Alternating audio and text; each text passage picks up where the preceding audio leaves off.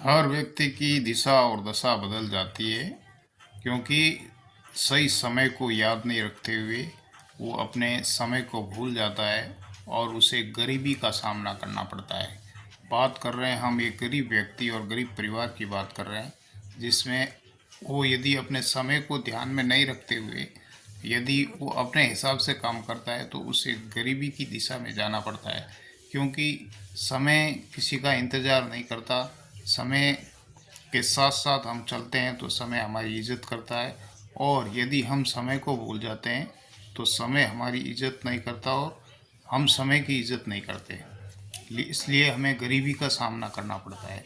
यदि समय समय पर हम अपने कार्य के प्रति ध्यान रखते हैं और अपने जो भी काम है, चाहे छोटा हो या बड़ा, उस कार्य को हम निष्ठा से अपने व्यक्तित्व को मानते हुए, अपने कर्तव्य को मानते हुए उस कार्य को करते हैं तो हमें गरीबी नहीं देखनी पड़ती है। हम एक मध्यम या अमीर की कैटेगरी में आ सकते हैं उस मेहनत के आधार पर। हम अपने कर्मों को, अपने भाग्य को कोसते हैं कि हमारे कर्म और भाग्य अच्छे नहीं है, तो ऐसा नहीं होता है।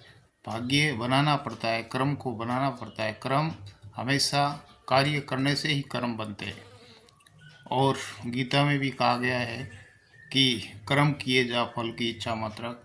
लेकिन हम जो है फल की इच्छा रखते हैं और कर्म के प्रति बहुत लापरवाह होते जाते हैं।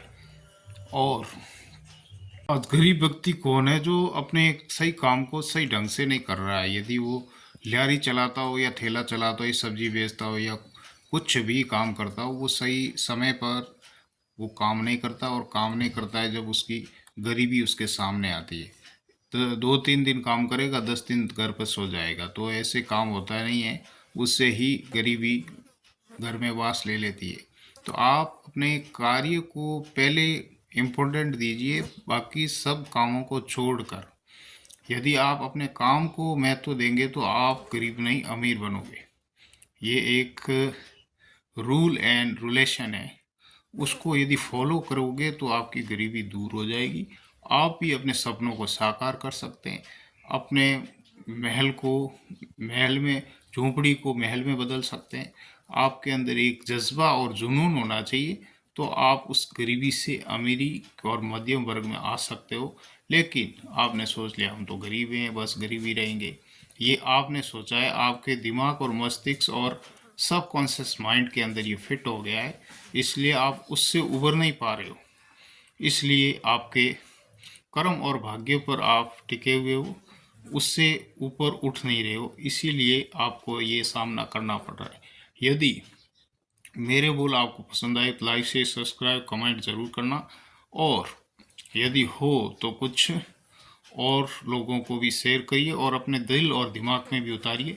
और जो दिल और दिमाग में जो रूल नियम उतर जाते हैं ना, वो बिल्कुल सही हो जाते हैं, और सही होने के कारण आपको एक अच्छा परिणाम ला कर देंगे वो।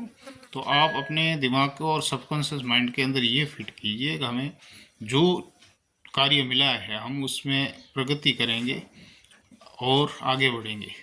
उसके आधार पर ही आपको हमेशा सफलता मिलेगी और आप सफल होते जाएंगे। इसको कोई, दुनिया का कोई भी आदमी रोक नहीं सकता आपको, और आप प्रगति की ओर, विकास की ओर जाएंगे।